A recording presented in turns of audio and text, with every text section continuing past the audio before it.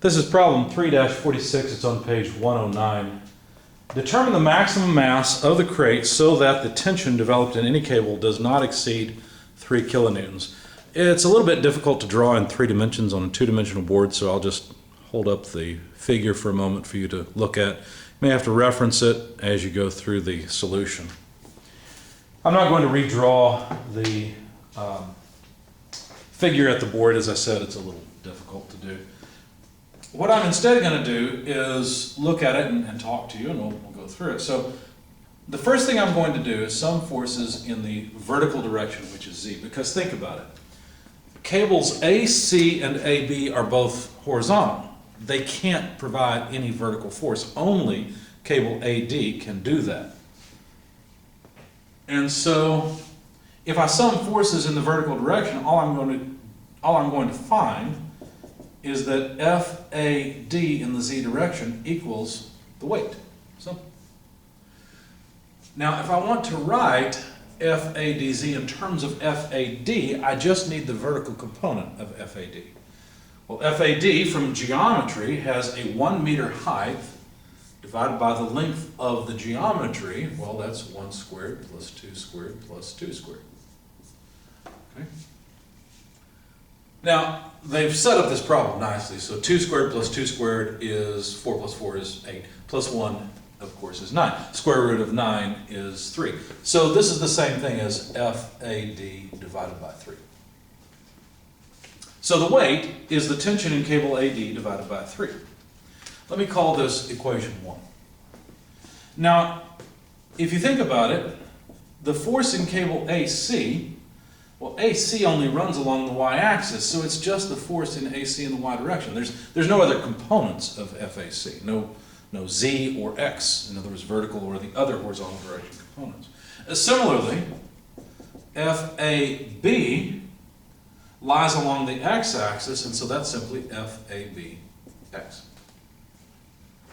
So if we were to sum forces, say, in the horizontal x direction, what would we have? Well, we'd have FABX, which is just FAB, minus FADX, because those are the only two ropes that have, that lie along the x-axis, that have any change in dimension along the x-axis. So this sum comes out to 0, and what that really means is that FAB, which is the same thing as FABX, is equal to FADX. But FADX can be written as FAD times the x component direction, right, of AD. And so that x component direction is just 2 meters divided by, it's going to be the same hypotenuse, so divided by 3. Now you might look at this and say, well, wait a second. The x direction looks like FAD, it's going to be pulling in the negative x direction. Well, yeah, no. That's why I wrote the x component in the negative direction. You see, that's why I put this negative sign here. So I've already taken care of the directionality of FAD right there. I don't have to worry about it now. Okay? Now, notice something interesting here as well. And that is that FAD over 3 is exactly the weight. So isn't this just 2 times the weight? Okay. Or in other words, the weight is equal to FAB divided by 2.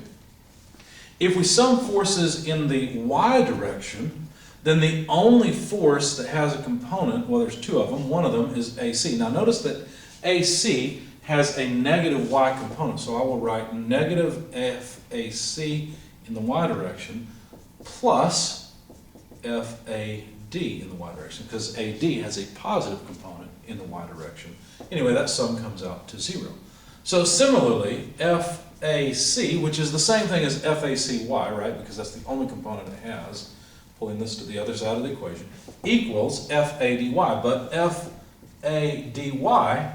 FAD has a 2 meter length along the y-axis and an overall length of 3 meters, right? 2 meters over 3 meters.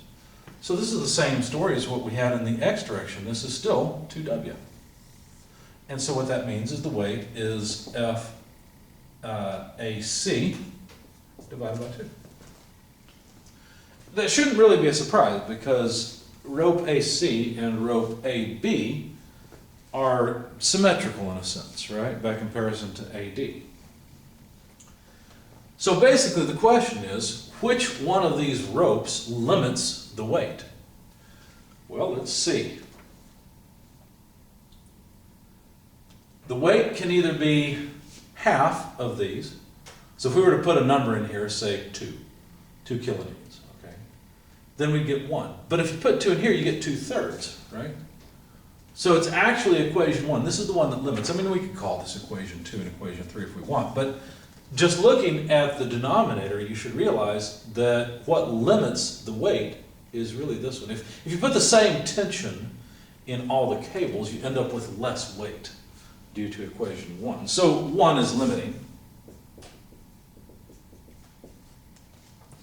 And so from equation 1, the weight, what did they say, 3 kilonewtons maximum in any of the ropes or cables or whatever they are.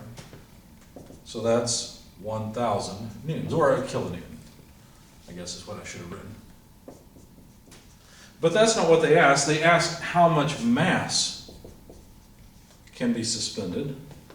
Mass and weight are not the same thing. They are different things. Mass equals weight divided by the acceleration of gravity. So that's 1,000 newtons, or in other words, a kilonewton, divided by 9.81 meters per second squared. And that comes out to about 101.9 kilograms, because a newton divided by a meter per second squared is a kilogram.